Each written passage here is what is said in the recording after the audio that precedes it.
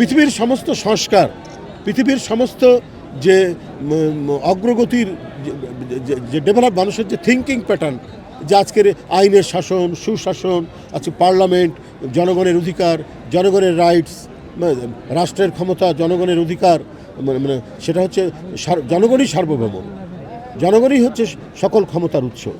তো এটা তো ধারাবাহিকভাবে বিভিন্ন চিন্তকগণ এগুলো নিয়ে চিন্তা করেছেন, সেখান থেকে রাজনীতিবিদরা গ্রহণ করেছেন।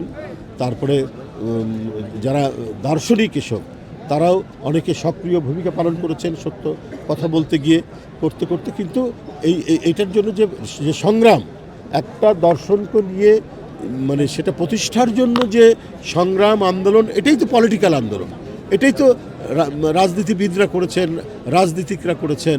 তারপরে সেটা তাদের নিজ দেশের সংসদে সেটা আইনে প্রক্রিয়া করেছেন, এবং এটা করতে গিয়ে অনেক জায়গায় বিপ্লব হয়েছে। ইংল্যান্ডেও বিপ্লব হয়েছে অলিভার ক্রমওয়েলের নেতৃত্বে। আর ফরাসি বিপ্লব তো ইতিহাসের সারা জাগানো বিপ্লব আমরা দেখেছি, কিন্তু প্রত্যেকটাই একটা আইনীকরণের মধ্যে দিয়ে এসছে, এবং এখানে রাজনীতিবিদরা অপরিহার্য ভূমিকা পালন করে। রবসপিয়ার কি একজন রাজনীতিবিদ নন? তিনি তো একটা চিন্তাধারাকে, মানে ওই সাম্য, মৈত্রী, স্বাধীনতার যে বাণী, সে বাণীকে নিয়ে তারা করছেন। চার্লস ডাল্টন কি রাজনীতিবিদ নন? তারা তো এই একটা মানে জিনিস প্রতিষ্ঠা করার জন্য, সমাজকে আমূল পরিবর্তন করার জন্যই কথা বলছে, সেটাও তো রাজনীতি। তো সুতরাং রাজনীতিবিদদেরকে একটা কমিউনিটি করে, আলাদা করে কিছু সুশীল ব্যক্তি তারা মানে সব কিছু করে ফেলবেন, এটা ইতিহাসের নজির নাই।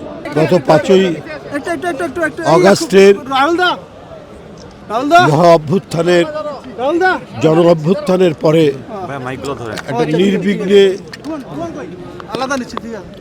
স্বস্তির মধ্যে আমরা আজকে এই শহীদ বুদ্ধিজীবী দিবসের শহীদদের উদ্দেশ্যে নির্মিত এই স্মৃতিসৌধে আমরা এখানে উপস্থিত হয়েছি। এর আগে যতবার এসেছি একটা আতঙ্ক ছিল, ভয় ছিল, চারিদিকটা ছিল মনে হয় সরকারি বাহিনী এবং তৎকালীন যারা ক্ষমতাসীন ফ্যাসিস্টরা, তাদের বাহিনীতে গোটা এলাকায় এক ধরনের যে ত্রাসের রাজত্ব হতো। তখন সবসময় মনে হতো কখন কোন দিক দিয়ে আমাদের উপর আক্রমণ এসে পড়ে। এইভাবেই বিগত 15-16 বছর আমরা শহীদ বুদ্ধিজীবী দিবসে শহীদদের এই মাজার প্রাঙ্গণে আমরা উপস্থিত হয়েছি। বন্ধুরা আমার, সেই জায়গা থেকে আমরা কিছুটা পরিত্রাণ পেয়েছি। আমাদের এখনও গণতন্ত্রের পথে আমরা হাঁটছি, কিন্তু সম্পূর্ণ গণতন্ত্র আসেনি।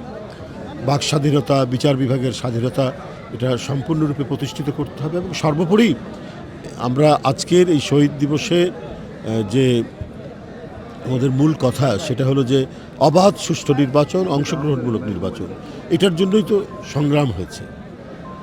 সেই সংগ্রামের যে মূল চেতনা, সেই মূল চেতনা এখনও প্রতিষ্ঠিত হয়নি, সেটা নিশ্চিত করতে হবে। এবং দলের পক্ষ থেকে বারবার বলা হয়েছে যে আমরা একটা প্রয়োজনীয় যে সংস্কারগুলো একটা যৌক্তিক সময়ের মধ্যে এটা সম্পন্ন করার জন্য